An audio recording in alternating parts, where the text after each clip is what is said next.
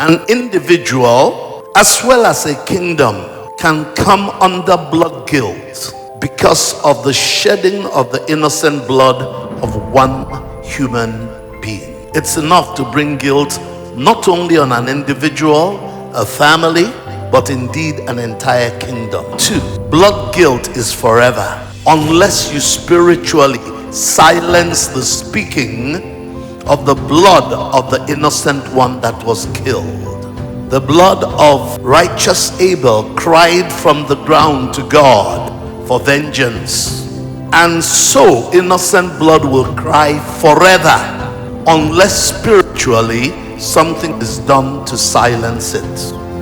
In 2 Samuel 21, we see David as king in Israel, God's man, God's choice, God's beloved. Yet the first 3 years of his reign, there is famine in the land. David inquires of God why this should happen, and he is told that this is because of the bloody house of Saul slaughtering the Gibeonites. The Gibeonites had a covenant with Israel. You don't break covenant with somebody you have a covenant with.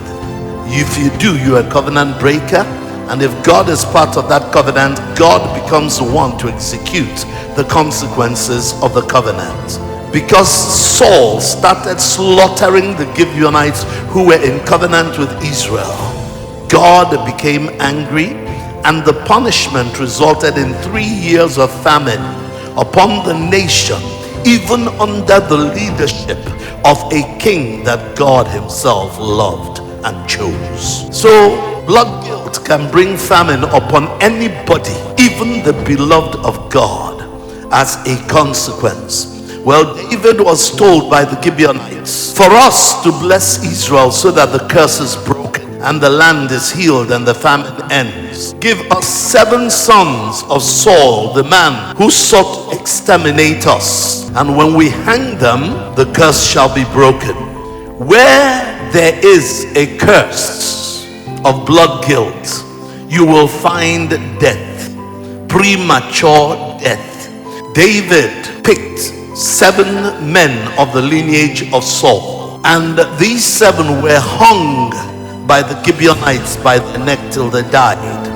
The Bible records that as soon as these 7 men were hung and died, the barley harvest came. What harvest and blessings are denied certain families, certain people, because there is blood guilt in their family.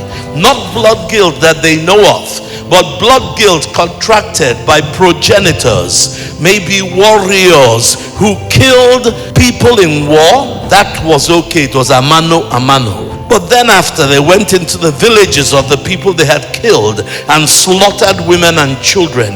Now this brings blood guilt.